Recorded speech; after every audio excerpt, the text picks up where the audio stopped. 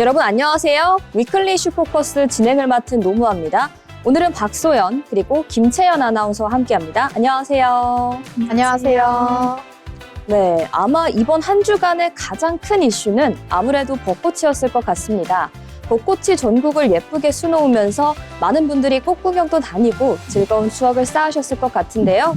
이렇게 아름다운 꽃물결이 일으키는 동안에도 우리 사회에는 다양한 이슈들이 있었습니다. 그래서 오늘도 어떤 일들이 있었는지 잘 정리해서 여러분들에게 전달을 드리려고 하는데요. 먼저 한 주간에 있었던 다양한 소식들을 정리해드리는 이슈 브리핑 시간입니다. 먼저 삼성전자가 올해 1분기 57조 2천억 원이라는 역대급 최대 실적을 올린 후 노조가 영업이익의 15%를 성과급으로 요구한 것으로 나타났습니다. 연간 영업이익이 최대 300조 원에 달할 수 있다는 전망이 나오는 상황에서 무려 약 45조 원을 성과급으로 달라고 요구를 한 셈인데요.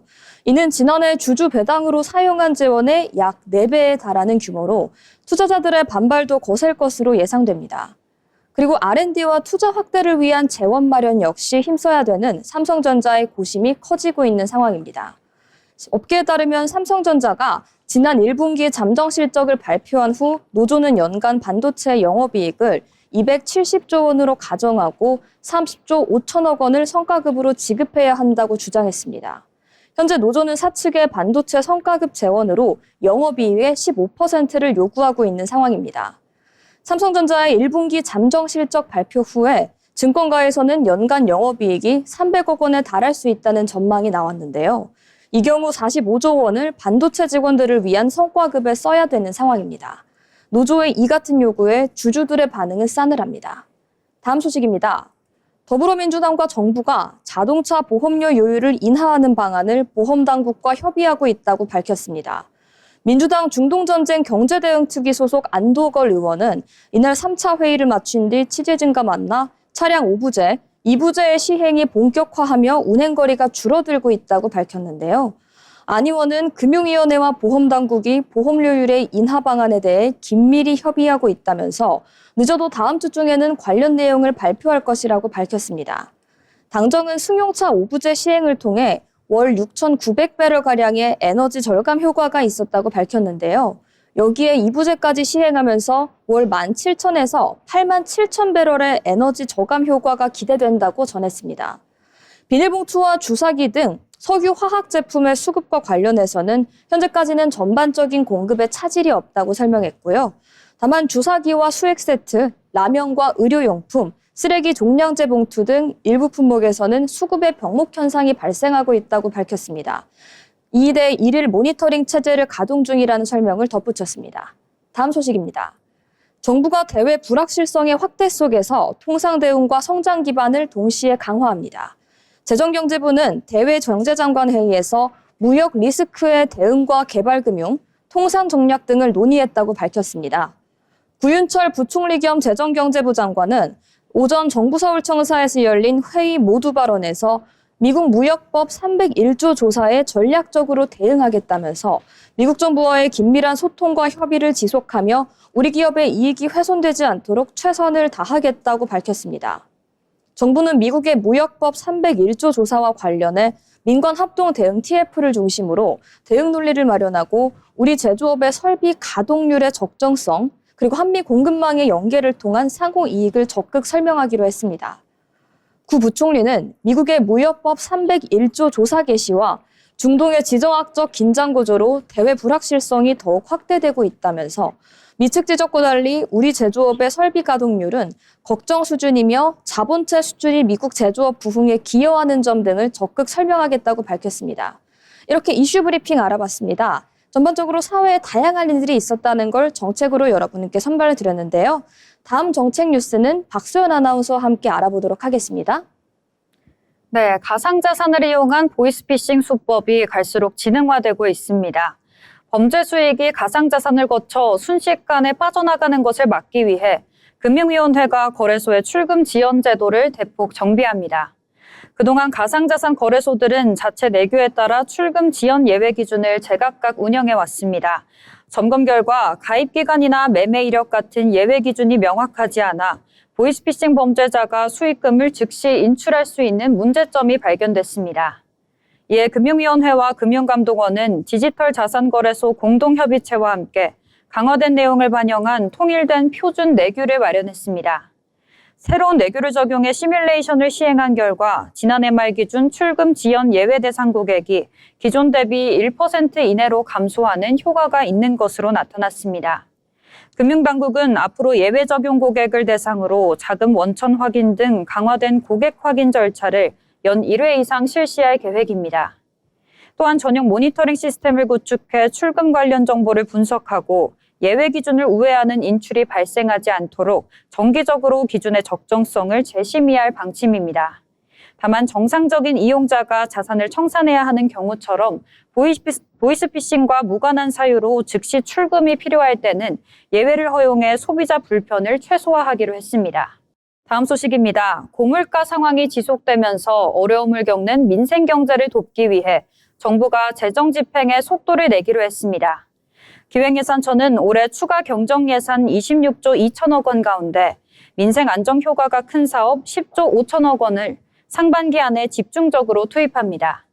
정부는 이번 추경의 경책 효과가 조기에 나타날 수 있도록 신속 집행 대상 사업의 85% 이상을 상반기 내에 집행한다는 계획을 수립했습니다. 특히 국민 체감도가 높은 고유가 피해 지원금은 지급 일정에 맞춰 지방정부의 국고 보조금을 미리 신속하게 교부해 현장에서 차질 없이 지원될 수 있도록 할 예정입니다. 취약계층을 위한 에너지 바우처 역시 이번 달부터 순차적으로 지급되며 대중교통비 환급 서비스는 소급 적용을 통해 5월 중에는 환급이 이루어질 수 있도록 추진합니다. 내수 활성화를 위한 영화와 공연, 숙박 할인 지원도 시기를 조율해 차례대로 재개될 전망입니다. 아울러 산업 피해 최소화를 위해 나프타 대체 수입 지원 기업을 선정하고 석유 수급 안정을 위한 비축 사업도 상반기 중에 자금을 전액 출자하기로 했습니다. 기획예산처는 재정은 편성보다 집행 과정에서 집행 효과가 결정된다는 점을 거듭 강조했습니다. 이에 따라 앞으로 2주 단위로 집행 상황을 수시로 점검하고 주요 사업부처와 협력해 정책의 온기가 시장에 빠르게 전달될 수 있도록 현장 관리를 빈틈없이 이어갈 방침입니다. 네, 이렇게 금융위원회와 기획예산처의 뉴스까지 알아봤는데요. 다음 정책 뉴스는 김채연 아나운서와 함께 알아보도록 하겠습니다. 네, 정부가 개인정보 유출과 사이버 침해 사고를 막기 위해 정보보호 인증제도를 전면 개편합니다. 정부는 기존 서면 중심의 형식적인 심사에서 벗어나 현장 실증과 기술 검증을 강화하고 대규모 개인정보 처리 기업에 대해서는 인증을 의무화하기로 했습니다. 특히 이동통신사나 이커머스 기업 등 국민 생활에 영향을 미치는 주요 사업자들은 앞으로 강화된 기준의 인증을 적용받게 됩니다. 또한 기존의 획일적인 인증 방식에서 벗어나 위험 수준에 따라 강화 인증, 표준 인증, 간편 인증으로 나뉘는 3단계 체계로 개편됩니다. 심사 방식도 크게 달라집니다. 기존에는 서류 중심이었다면 앞으로는 현장 점검과 함께 취약점 진단, 모의 침투 등 실제 공격을 가정한 기술 검증이 도입됩니다. 아울러 인증 이후 관리도 강화되는데요. 일회성 점검이 아닌 상시 점검 체계를 도입하고 중대한 침해 사고가 발생할 경우 인증을 취소하는 방안도 고려하고 있습니다. 정부는 이번 개편을 통해 정보보호 인증제도를 사후 대응이 아닌 사전 예방 중심의 핵심 수단으로 발전시키겠다는 계획입니다. 이번 제도 개선은 올해 하반기부터 일부 적용되며 인증 의무화 확대와 차등 인증 체계는 오는 2027년부터 시행될 예정입니다. 다음 소식입니다. 정부가 중동발 공급망 위기에 대응하기 위해 화학물질 등록 절차를 완화하는 한시적 특례를 조기 시행합니다. 기후에너지환경부는 중동 지역 분쟁 여파로 원자재 수급 불안이 심화됨에 따라 수급 위기 화학물질에 대한 등록 절차 특례를 4월 10일부터 적용한다고 밝혔습니다. 그동안 화학물질을 수입하기 위해서는 유해성 시험 자료를 사전에 제출해야 했지만 시험 자료 확보에만 3개월 이상이 소요되면서 기업들의 신속한 대응이 어려운 상황이었습니다. 이에 따라 정부는 해당 자료를 시험 계획서로 대체 제출할 수 있도록 하고 기업이 우선 등록을 마친 뒤 정해진 기간 내에 자료를 사후 제출할 수 있도록 했습니다.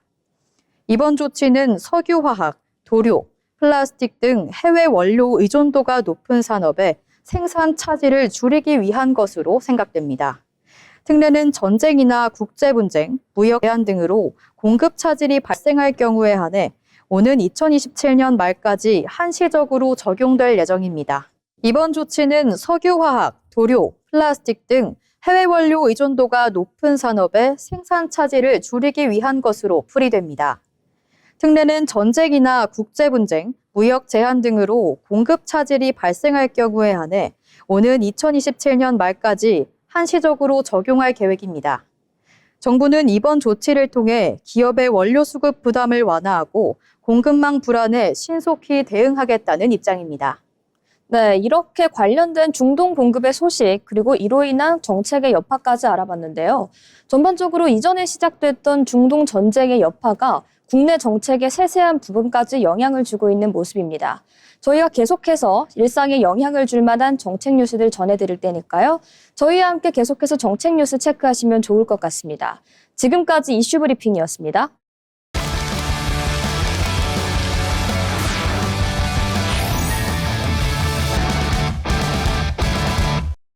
이번 시간은 우리의 미래를 바꾸는 산업들을 탐구하는 산업백과 시간입니다.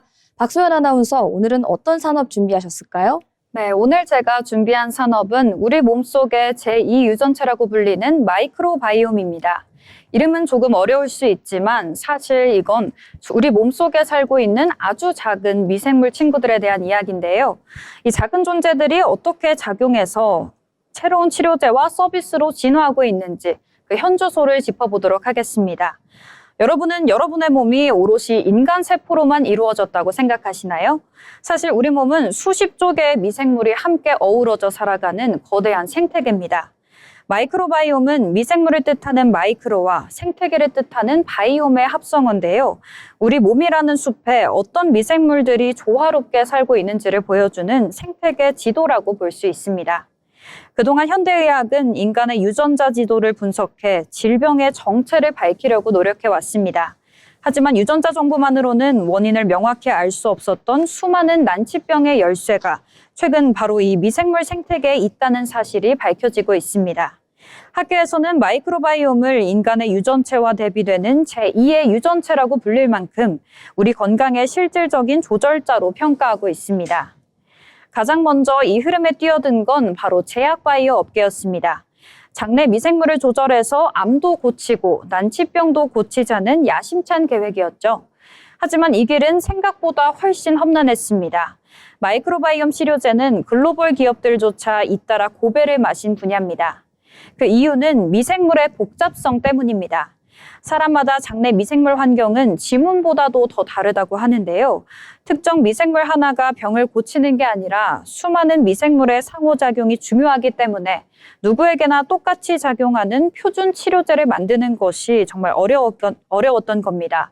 실제로 수조 원을 투자했던 해외 선두 기업들이 임상 단계에서 유효성을 입증하지 못해 파산하거나 사업을 축소하는 사례가 잇따랐습니다. 그렇다면 우리 기업들은 이 개인차라는 과제를 어떻게 극복하고 있을까요?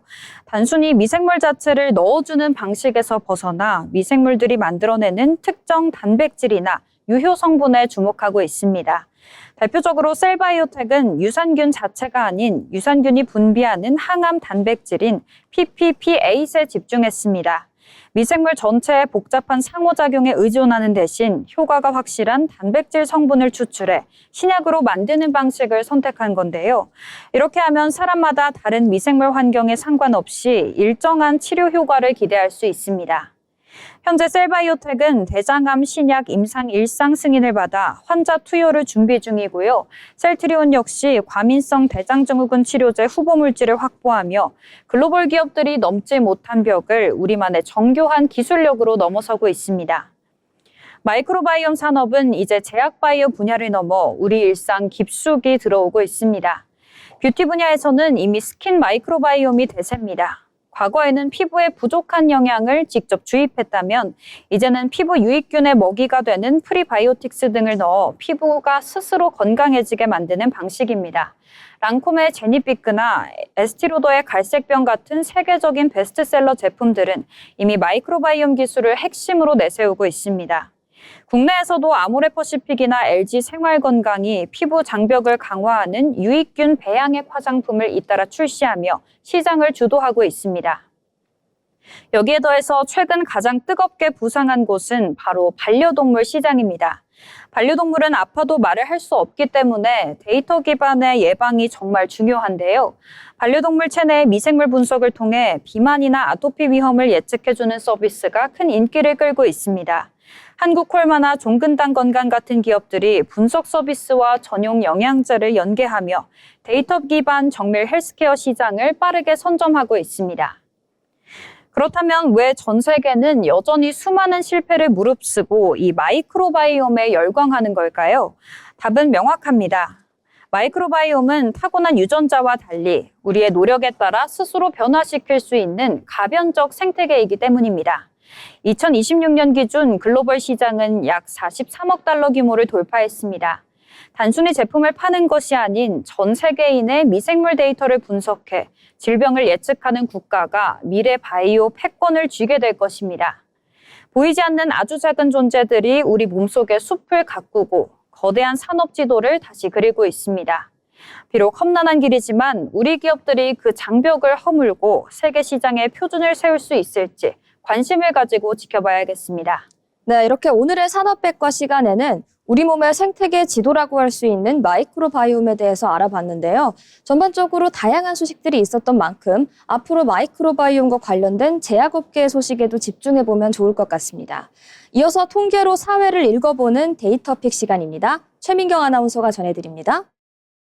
숫자로 트렌드를 짚어보는 데이터픽 시간입니다. 오늘은 AI PC에 대해서 알아볼 텐데요. 2026년 글로벌 PC 시장에서 AI PC가 새로운 표준으로 자리 잡고 있다는 전망이 나오고 있습니다. 그렇다면 AI PC는 단순한 신제품 마케팅 용어인지 아니면 정말 앞으로의 PC 시장을 바꿀 새 기준이 될 수 있을지 살펴보겠습니다. AI PC는 PC 안에 AI 전용 연상 능력을 강화한 제품인데요. 이전에는 CPU와 GPU만으로 처리하던 일을 AI 전용 두뇌가 따로 맡아 더 빠르고 효율적으로 해내는 PC라고 합니다. 예전에는 AI 기능을 쓰려면 대부분 인터넷에 연결해 외부 서버의 힘을 빌려야 했다면 이제는 그중 일부를 내 PC 안에서 직접 처리할 수 있는 시대가 온 겁니다. 즉 AI PC는 AI를 더 자연스럽게 활용할 수 있도록 구조 자체가 달라진 것으로 보시면 됩니다. 그렇다면 기존 PC와는 뭐가 다를까요? 핵심은 NPU, 즉 AI 전용 처리 장치가 들어간다는 점입니다. 마이크로소프트 기준 코파일럿 플러스 PC는 40 TOPS 이상의 NPU 성능을 요구하는데요. 이 덕분에 실시간 자막 번역, 화상회의 배경 보정, 음성 처리, 이미지 생성 같은 기능을 클라우드에만 의존하지 않고 기기 안에서 더 빠르게 처리할 수 있습니다. 결국 AI PC는 애초에 AI 활용을 전제로 만들어지는 PC라고 볼 수 있습니다. 그렇다면 지금은 왜 AI PC를 주목하고 있는 걸까요? 첫 번째 이유는 온디바이스 AI입니다. AI 기능을 기기 안에서 직접 처리하면 속도와 반응성이 좋아지고 민감한 데이터가 외부 서버로 계속 오가지 않아 보안 측면에서도 장점이 있습니다. 예를 들어 외부 전송이 부담스러운 정보가 있을 때는 기기 안에서 처리할 수 있다는 점이 훨씬 매력적으로 다가올 수 있는데요. 두 번째는 전력 효율입니다.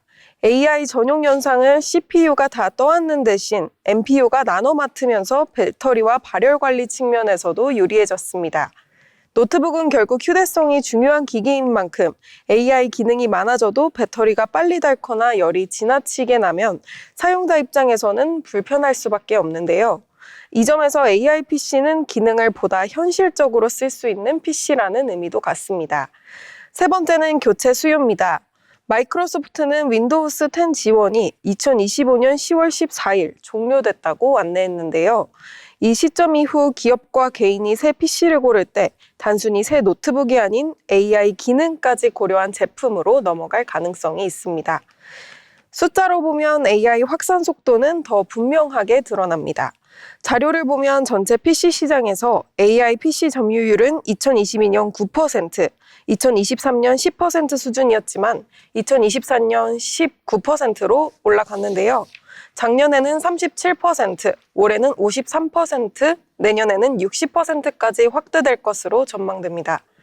특히 2026년 53%로 과반을 넘긴다는 전망은 AI PC가 더 이상 일부 프리미엄 제품이나 얼리 어댑터용 기기에 머무르지 않다는 점을 보여줄 수 있습니다. 그렇다면 AI PC는 결국 어떤 PC가 될까요? 테크데일리도 2026년 AI PC가 프리미엄 노트북 시장을 중심으로 새로운 표준으로 자리 잡고 있다고 전했는데요. 즉, 앞으로 소비자들은 AI 기능을 얼마나 자연스럽게 쓸 수 있는 PC인가까지 함께 보게 될 가능성이 높습니다. 기업 입장에서도 업무 효율과 보안, 관리 편의성까지 고려하면 AI PC 도입이 점점 더 현실적인 선택지가 될 수 있습니다. 앞으로 중요한 건 AI 기능이 얼마나 자연스럽고 효율적으로 작동하냐일 텐데요. 그 점에서 AI PC는 단순한 유행을 넘어 다음 PC 시장의 방향을 보여주는 신호라고 볼 수 있습니다. 지금까지 데이터픽이었습니다.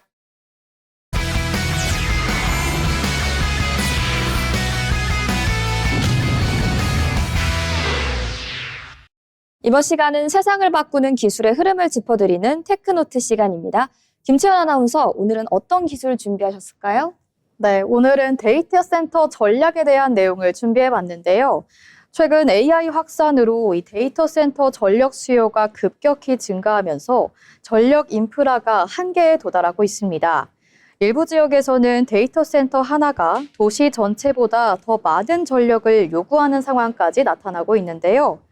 이런 상황에서 AI가 전력 사용을 직접 조절하는 차세대 데이터 센터 전략이 등장했습니다.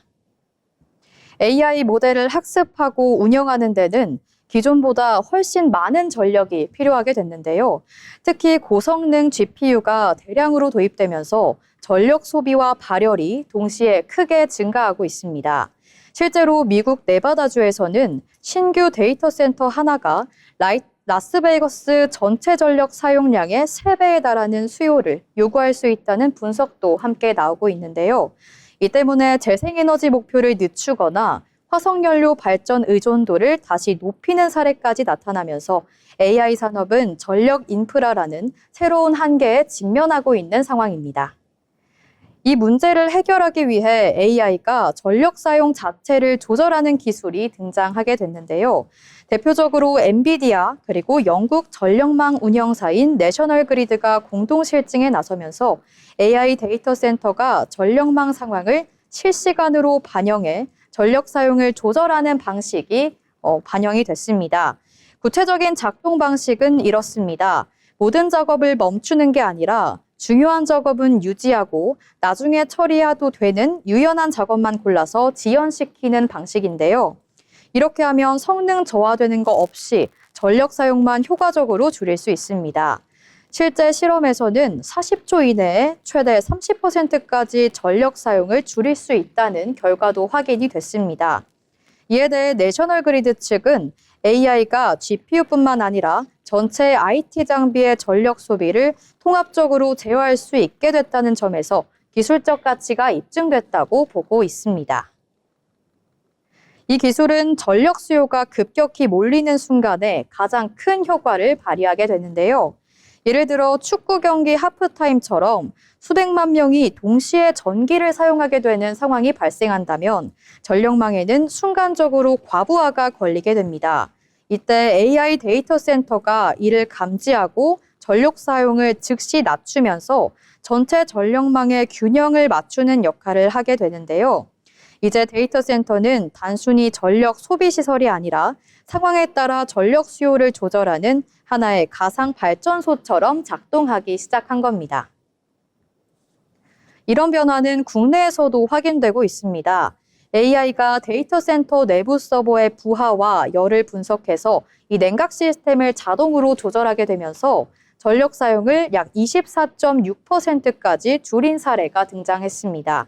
이를 비용으로 환산하면 4.2메가와트급 서버실을 기준으로 연간 약 5천만 원 수준의 전기요금 절감 효과가 가능한 규모입니다. AI가 즉시 풍량과 냉각 조건을 조정해서 문제를 사전에 차단하는 일종의 안전 파수꾼 역할까지 하게 되는 겁니다. 이제는 운영 안정성까지 함께 확보하는 구조가 만들어지고 있다고 볼 수 있습니다. 결국 지금의 변화는 데이터 센터의 역할 자체가 바뀌고 있다는 것을 의미하는데요. 기존에는 이 데이터 센터가 전력을 많이 소비하는 시설로 우려를 가져왔던 반면에 이제는 전력 수요를 조절하고 에너지 효율을 관리하는 핵심 인프라로 전환되고 있습니다. 앞으로 AI 경쟁은 연상 성능을 넘어서 얼마나 적은 전력으로 얼마나 안정적으로 운영할 수 있는지가 새로운 기준이 될 것으로 보이고요. 또 더 나아가서 이런 기술은 풍력이나 태양광처럼 공급이 불규칙한 재생에너지의 한계를 보완하는 일종의 에너지 완충 장치로도 활용될 수 있을 것으로 전망됩니다. 지금까지 테크노트 시간이었습니다. 네, 이어서 기술을 혁신을 주도하는 인물에 대해 알아보는 테크인 시간입니다. 오늘의 테크인 김민정 아나운서가 전해드립니다. 오늘 테크인에서는 21세기 압도적인 혁신가 일론 머스크를 집중 조명합니다. 여러분은 미래하면 어떤 장면이 떠오르시나요? 화성으로 가는 로켓, 운전대 없는 자동차, 혹은 뇌와 컴퓨터가 연결된 세상인가요? 놀랍게도 이 불가능해 보이는 프로젝트의 중심에는 단 한 사람의 이름이 있습니다. 바로 일론 머스크입니다. 누군가는 그를 허풍쟁이라고 비난하지만 누군가는 그를 인류의 구원자라고 부르죠. 오늘 테크인에서는 인류의 이러한 프로젝트를 깊숙이 들여다보겠습니다. 먼저 우주로 가보죠. 최근 스페이스X의 행보가 예사롭지 않습니다. 얼마 전 발표된 소식에 따르면 차세대 로켓인 스타쉽 V3가 드디어 궤도 비행에 나섰습니다. 이 로켓은 단순히 큰 로켓이 아닙니다. 인류 역사상 가장 강력한 추진력을 가졌으며 완전제 사용을 목표로 하죠. 이번 V3 모델은 이전보다 더 많은 연료를 싣고 무려 200톤의 화물을 우주로 보낼 수 있게 설계되었습니다. 일론 머스크의 최종 목표는 명확합니다. 인류를 여러 행성에 거주하는 다행성종으로 만드는 것입니다. 올해는 그 원대한 꿈을 위한 증명의 해가 될 것으로 보입니다. 지상으로 내려와 볼까요? 테슬라는 이제 단순한 자동차 회사가 아닙니다. 머스크는 올해를 테슬라의 특별한 해로 선언했습니다. 가장 뜨거운 이슈는 로보택시입니다. 현재 미국 주요 도시에서 안전운전자가 탑승한 채 테스트 중인 이 서비스는 올해 안에 운전자 없는 완전 자율주행 승인을 목표로 하고 있습니다. 잠자는 동안 내 차가 돈을 벌어다 주는 세상. 머스크는 이 비전이 코앞에 와 있다고 주장합니다. 여기에 하나 더, 휴머노이드, 로봇 옵티머스를 빼놓을 수 없죠. 머스크는 옵티머스가 테슬라의 역대 최대 제품이 될 것이라고 자신합니다. 공장뿐만 아니라 우리 과정에서 가사노동을 돕는 로봇. 과연 올해 우리는 그 실체를 보게 될까요? 마지막으로 가장 소름 돋으면서도 경이로운 분야, 뉴럴링크입니다. 올해 뉴럴링크는 뇌 컴퓨터 인터페이스 장치의 대량 생산 단계에 진입했다고 밝혔습니다. 이미 10명이 넘는 환자들이 뇌에 칩을 이식받아 생각만으로 컴퓨터를 마우스를 움직이고 게임을 즐기고 있습니다. 머스크는 여기서 더 나아가 수술 과정을 완전히 자동화하겠다는 계획입니다. 신체적 마비를 겪는 이들에게 다시 희망을 주는 기술. 기술이 인간의 한계를 극복하는 가장 극적인 장면이 아닐까 싶습니다. 이 기술이 상용화되는 순간 인간의 의지는 육체의 한계를 넘어 디지털 세상과 직접 연결되는 새로운 진화를 맞이하게 될 것입니다. 이제 단순한 치료를 넘어 뇌와 AI가 공존하는 SF 영화 같은 현실이 우리의 눈앞에 성큼 다가와 있습니다. 일론 머스크. 그는 수많은 약속을 어기기도 하고 때로는 거침없는 언행으로 시장을 뒤흔들기도 합니다. 하지만 분명한 건 그가 던지는 질문들이 인류를 전례 없는 속도로 전진하게 만든다는 점입니다. 그의 도전을 그저 무모한 공상으로 치부하기엔 이미 우리의 곁에 도착한 미래가 너무나도 선명합니다. 여러분은 이 변화의 물결 위에서 어떤 미래를 꿈꾸고 계신가요? 올해 그가 예고한 특별한 해가 정말 우리 삶을 어떻게 바꿀지 기대가 됩니다. 지금까지 테크인이었습니다. 네, 이렇게 일론 머스크에 대한 다양한 이야기와 비전을 제시해 주셨는데요. 일론 머스크는 최근에 스페이스X의 상장 가능성에 대해서도 언급하면서 본인의 가능성을 어디까지 펼칠 수 있을지 더 명확하게 제시했습니다. 이렇게 저희 테크인에서는 앞으로도 세상을 바꿀 그리고 우리의 삶을 바꿀 기술 그리고 사람에 대한 이야기 전해드리도록 하겠습니다. 지금까지 테크인이었습니다.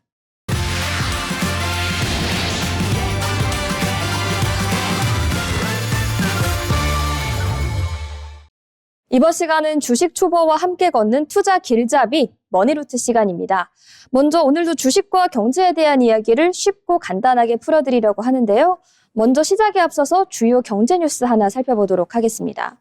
구윤철 부총리 겸 재정경제부 장관이 자유무역 협정 지도를 신남방, 중남미, 그리고 아프리카 등 신흥시장으로 촘촘히 확대하겠다고 비전을 밝혔습니다.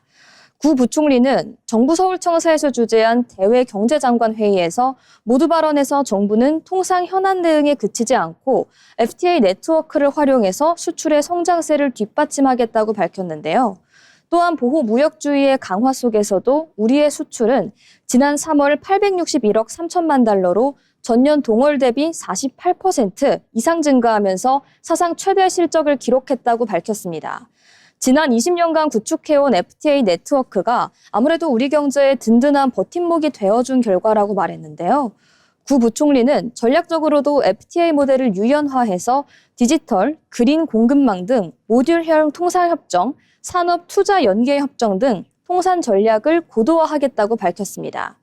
이와 함께 우리 경제의 글로벌 사우스 신시장 진출을 뒷받침하기 위해 한국형 개발금융을 추진하겠다며 다른 선진국들과 같이 시장에 차입, 투자 펀드 등 민간 재원을 동원해 대출과 보증보험, 지분투자 등 다양한 금융수단으로 개도국의 개발을 지원하는 새로운 개발금융을 도입하고자 한다고 설명했습니다. 이를 위해 상반기 중 개발금융 추진을 위한 범부처 태스크포스를 가동해 추진 체계를 수립하겠다고 예고했는데요. 이렇게 주요 뉴스를 통해서 이번 주 경제정책의 큰 방향을 살펴봤고요. 다음은 기본적인 주식 용어를 설명해드리는 주린이 가이드 시간입니다. 한다원 아나운서가 전해드립니다. 주린이들을 위한 쉽고 친절한 주식 설명 시간 주린이 가이드입니다. 주식을 보다 보면 시가, 종가, 고가, 저가 이런 용어들 한 번쯤 들어보셨을 텐데요. 단어는 익숙한데 막상 정확히 설명하라고 하면 헷갈리는 경우 많으셨을 겁니다. 그래서 오늘은 주식 가격을 나타내는 4가지 기준 조금 더 쉽게 그리고 흐름까지 자연스럽게 이해할 수 있게 정리해드리겠습니다. 먼저 시가입니다. 시가는 말 그대로 하루 거래가 시작될 때 처음으로 정해진 가격입니다. 주식시장은 아침 9시에 시작되는데요. 이때 가장 처음 거래가 이루어진 가격이 바로 시가입니다.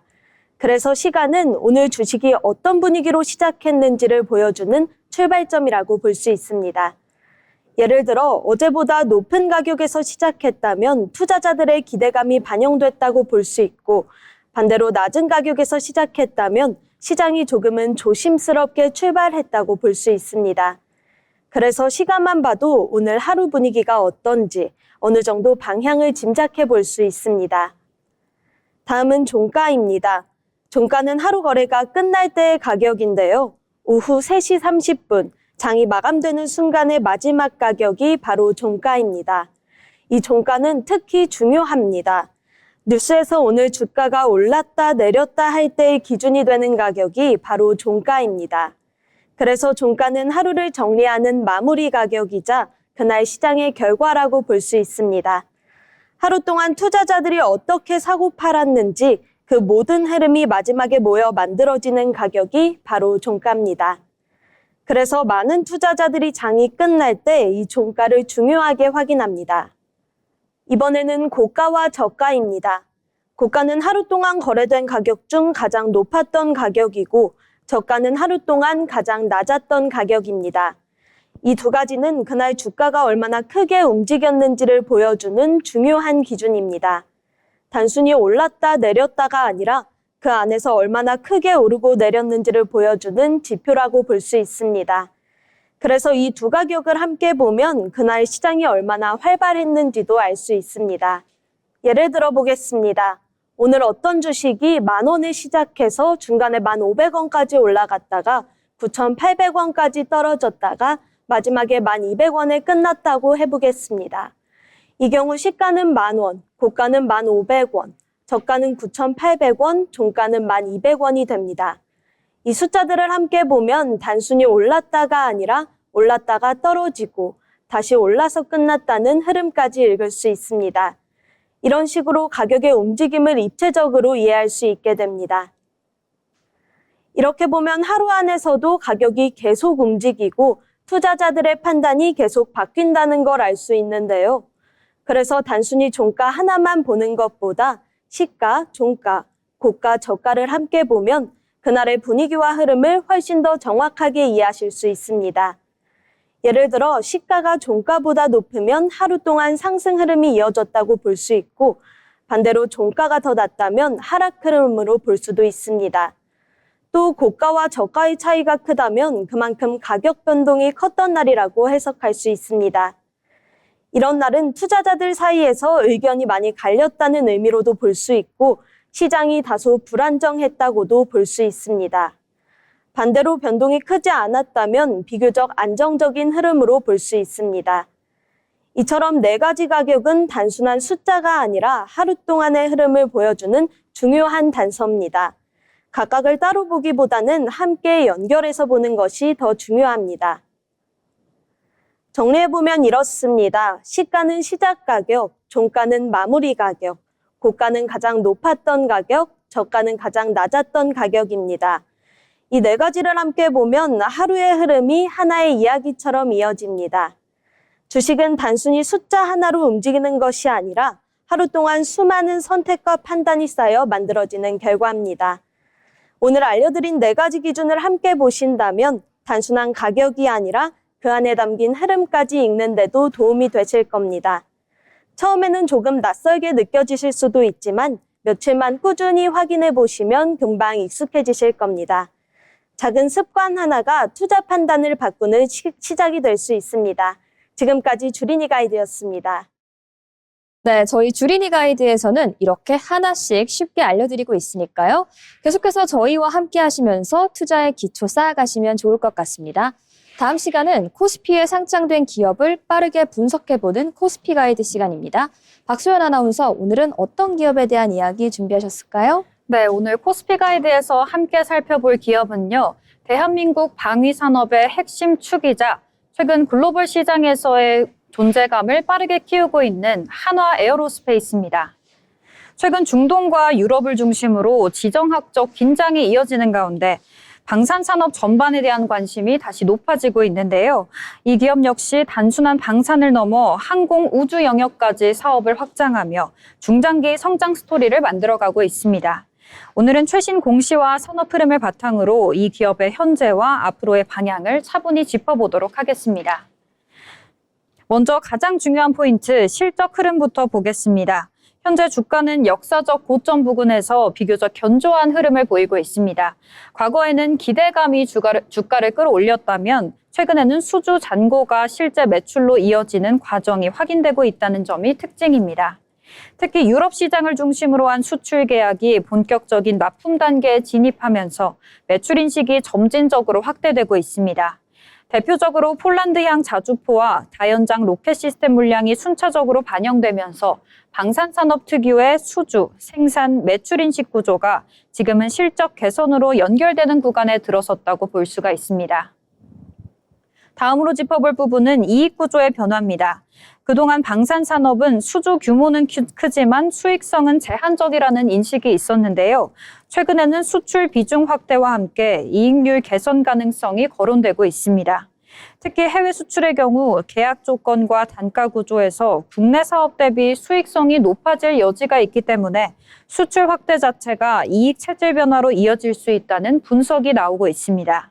또한 일부 국가와의 협력에서는 현지 생산이나 기술 협력이 포함되면서 장기적인 사업 기반을 확보하는 흐름도 관찰됩니다. 이러한 변화는 단순한 일회성 실적이 아니라 지속 가능한 구조인지를 판단하는 데 중요한 포인트입니다. 이 기업을 이해하기 위해서는 산업 환경도 함께 볼 필요가 있습니다. 현재 글로벌 방산 시장은 단기 이벤트 수준에 머무르지 않고 구조적인 수요 증가 국면에 들어섰다는 평가가 많습니다. 유럽 지역에서는 안보 강화를 위한 국방 예산 확대가 이어지고 있고 중동 역시 지정학적 긴장 속에서 방어 체계에 대한 투자가 증가하는 흐름입니다. 이 과정에서 가격 대비 성능 경쟁력을 갖춘 이른바 K방산이 대안으로 부각되고 있다는 점이 바로 주목할 부분입니다. 다만 실제 수주 시점이나 계약 규모는 각국의 정책과 예산 일정에 따라 달라질 수가 있기 때문에 관련 뉴스나 계약 진행 상황은 지속적으로 확인할 필요가 있습니다. 이제 사업 구조를 살펴보도록 하겠습니다. 한화 에어로스페이스는 최근 몇 년간 사업 재편을 통해 방산 중심 구조를 더욱 강화하는 한편 항공 엔진과 우주 관련 분야로의 확장도 함께 추진하고 있습니다. 특히 항공 엔진 사업은 기술 장벽이 높은 분야로 중장기적으로 안정적인 수익 기반이 될 수 있는 영역입니다. 또한 국내 우주 산업 성장과 맞물려 발사체 및 관련 부품 사업에서의 역할도 점진적으로 확대될 가능성이 언급되고 있습니다. 이 부분은 아직 단기적으로 눈에 띄는 실적보다는 중장기 성장 스토리에 가까운 영역이지만 향후 기업 가치를 평가할 때 중요한 변수로 작용할 수 있습니다. 다음은 생산 능력입니다. 글로벌 수요 증가에 대응하기 위해 생산 설비 확대와 자동화 투자도 함께 진행되고 있는데요. 특히 주요 생산 거점에서는 스마트 팩토리 도입과 설비 확충을 통해 납기 대응 능력을 높이려는 움직임이 이어지고 있습니다. 이는 생산량 증가뿐만 아니라 대규모 수주를 안정적으로 소화할 수 있는 기반을 마련한다는 점에서 의미가 있습니다. 결국 방산 산업에서는 수주 자체만큼이나 제때 납품할 수 있는 능력이 중요한 경쟁력이기 때문에 이 부분은 향후 실적 안정성과도 직접적으로 연결되는 요소입니다. 자, 그런데 투자에서는 리스크도 물론 함께 살펴봐야겠죠. 우선 방산산업 특성상 각국 정부의 정책과 예산 집행 시점에 따라 수주 일정이 변동될 수 있습니다. 또한 원자재 가격 변동이나 환율 변화 역시 수익성에 영향을 줄 수 있는 요소입니다.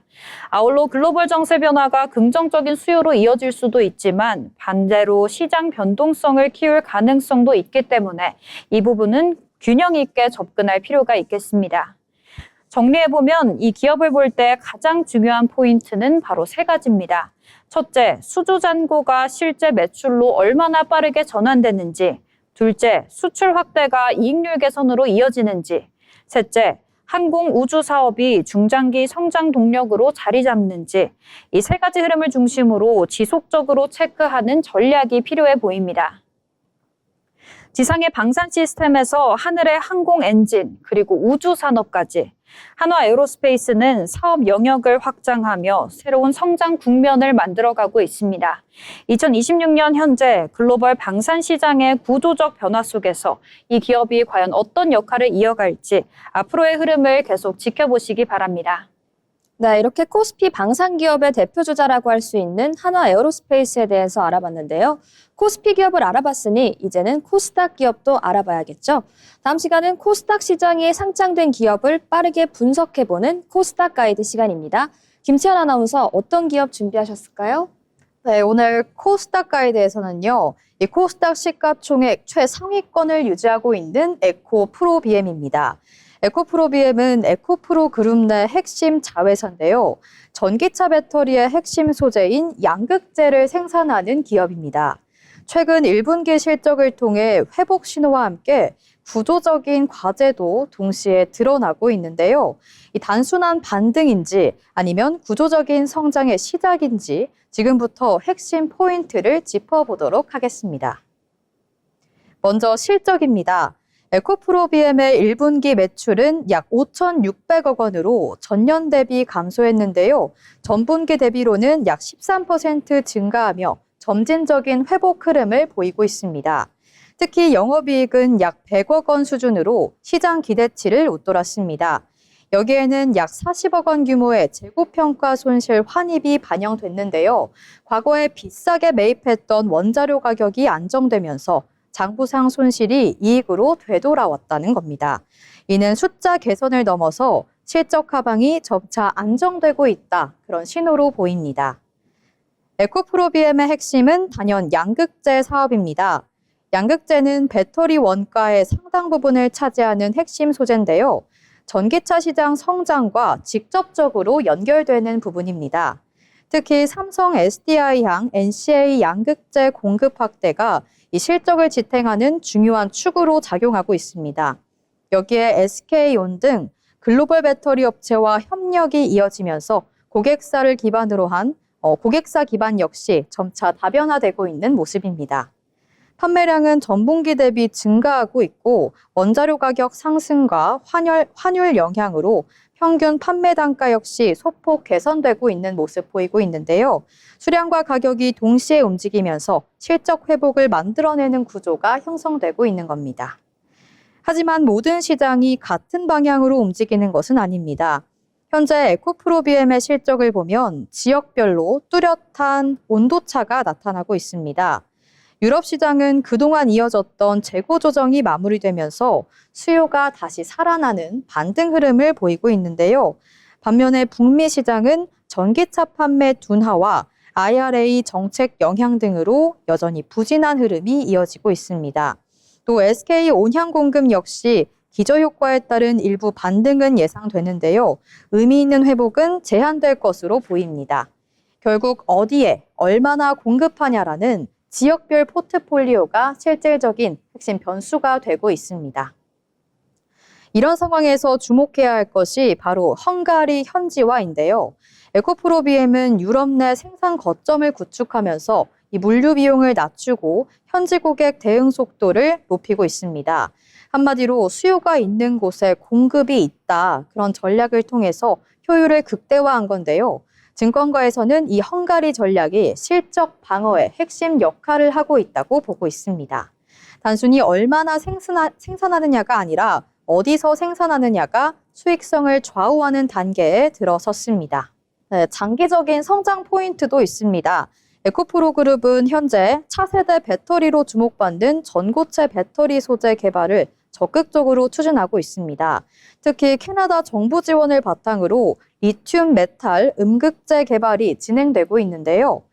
이는 에코프로비엠이 담당하는 양극재와 함께 음극재까지 아우르는 소재 수직 계열화 전략으로 볼 수 있습니다. 해당 소재는 기존 대비 더 높은 에너지 밀도를 구현할 수 있는 차세대 기술로 평가되고 있습니다. 이 전략이 성공할 경우에 에코프로비엠은 단순히 소재 기업을 넘어서 차세대 배터리 산업 전반에서 핵심 역할을 할 가능성이 생깁니다. 다만 리스크도 분명히 존재하겠는데요. 북미 시장 부진과 전기차 수요 둔화가 여전히 불확실성으로 남아있고 특정 고객사 의존도 역시 구조적인 리스크로 지적됩니다. 또 원재료 가격 변동에 따라서 수익성이 크게 흔들릴 수 있다는 점도 함께 고려해야 하는데요. 성장성과 동시에 변동성도 큰 사업이다라는 점이 투자 판단의 중요한 기준이 됩니다. 정리해보면 에코프로비엠은 실적 반등과 함께 유럽 중심 회복 흐름을 보이고 있는데 북미 시장 부진과 글로벌 수요 변수라는 과제도 동시에 있습니다. 향후의 주가 방향은 이 전기차 시장 회복과 현지화 전략의 성과에 따라서 결정될 가능성이 있는데요. 지금은 단순한 반등 구간인지 아니면 본격적인 성장의 시작인지 지켜봐야 할 때인 것 같습니다. 오늘 준비한 에코프로비엠 분석 여기까지입니다. 지금까지 코스닥 가이드였습니다. 네, 이렇게 오늘 코스닥 가이드에서는 대한민국 전기차 시장과 관련된 핵심 기업이죠. 에코프로비엠 분석해봤습니다. 이것으로 여러분과 함께하는 투자의 길잡이, 오늘의 머니루트 마칩니다.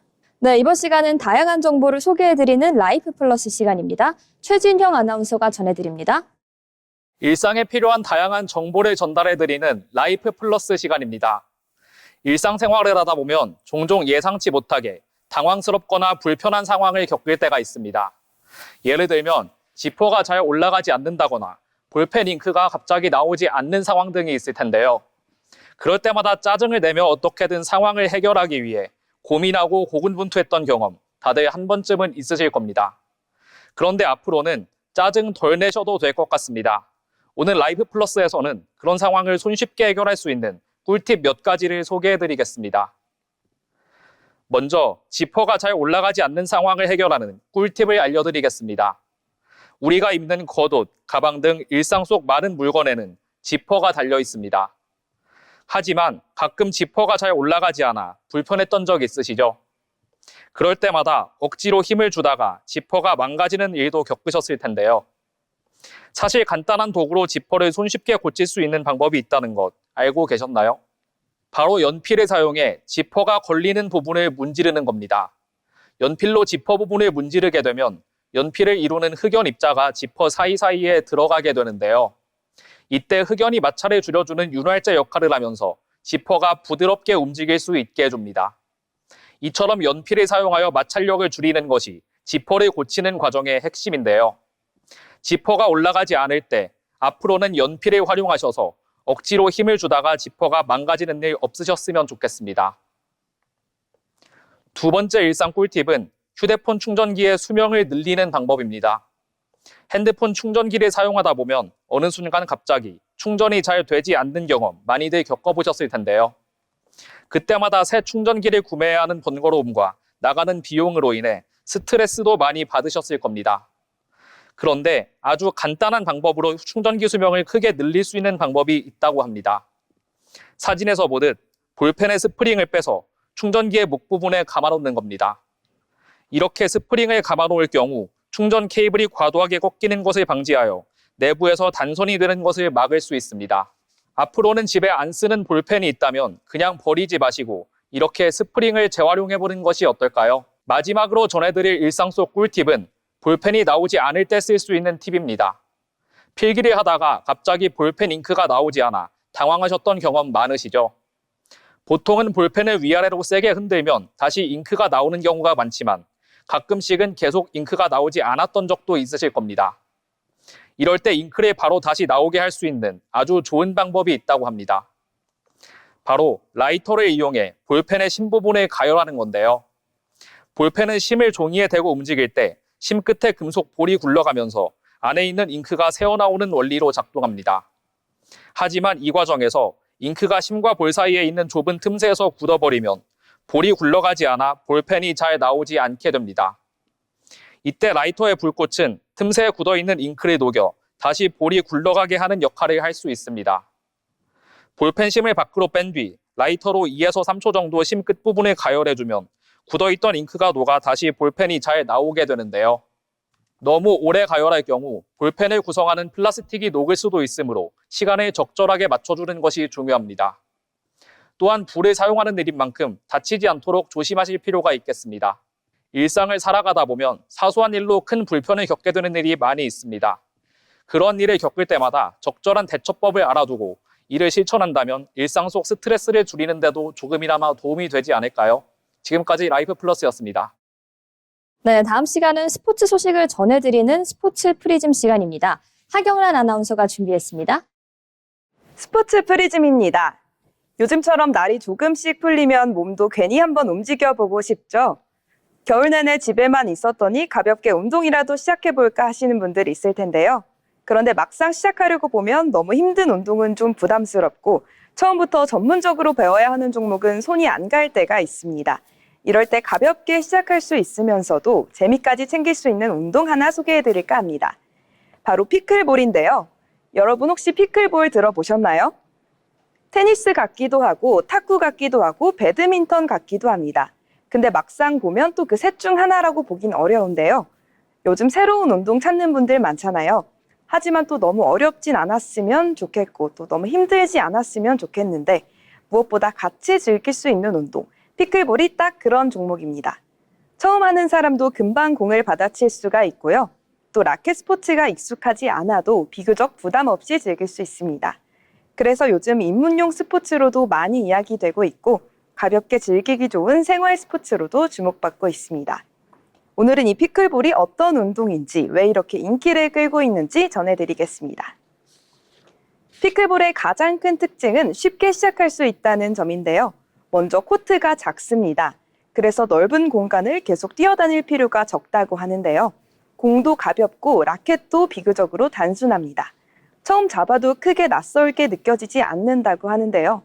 내가 할 수 있을까, 너무 어려운 건 아닐까 하는 생각이 드실 수도 있을 것 같습니다. 하지만 피클볼은 그 문턱이 낮습니다. 기본 규칙도 복잡하게 느껴지지 않고요. 또 처음부터 랠리가 어느 정도 이어지기 쉬워서 금방 재미를 느끼게 된다고 합니다. 운동이 처음부터 너무 어렵게 느껴지면 한두 번 해보고 멈추기가 쉽잖아요.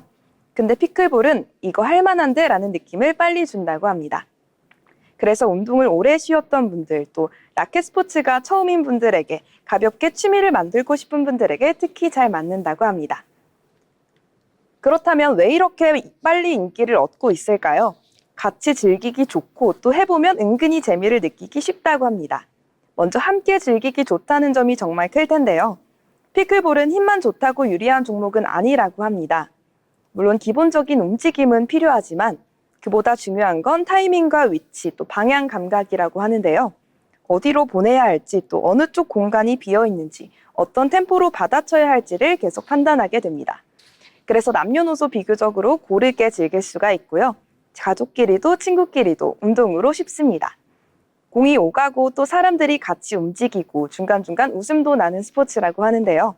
함께 호흡을 맞추는 느낌이 강하기 때문이라고 합니다. 시작은 가볍게 할 수 있지만 재미는 점점 깊어지는 스포츠. 이게 피클볼의 매력입니다. 처음엔 쉽고 할수록 더 재밌다고 하네요.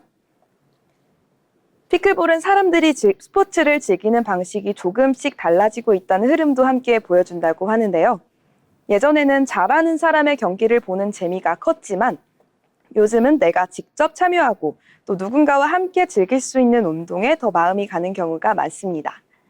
피클볼은 그 변화와 잘 맞닿아 있다고 합니다. 부담은 적고 접근은 쉽고 함께 할 수 있는 폭은 넓습니다. 그래서 누군가에겐 새로운 취미가 되고 또 누군가에겐 가족과 함께하는 운동이 됩니다. 또 사람들과 가까워지는 계기를 만들어주기도 합니다. 이름이 아직 낯선 분들도 있을 텐데요. 하지만 한 번쯤 접해보시면 왜 많은 사람들이 관심을 갖는지 알게 되실 겁니다. 작은 코트에서 시작되지만 즐거움은 생각보다 크게 다가오는 운동. 지금까지 재미있는 라켓 스포츠 피클볼 소개해드렸습니다. 네, 이색 스포츠 피클볼에 대한 내용을 끝으로 오늘 저희가 준비한 내용을 마무리해보려고 하는데요. 여러분, 저희가 오늘 준비해드린 내용 어떠셨나요? 봄을 넘어서 초여름으로 가는 게 싶은가 아닐 정도로 따뜻한 날씨가 이어지고 있는 가운데 저희가 준비해드린 다양한 소식들과 함께 언제나 한 주간의 중요한 이슈들을 잘 챙기셨으면 좋겠습니다. 여러분, 저희가 오늘 준비한 내용은 여기까지입니다. 시청해주신 여러분 고맙습니다.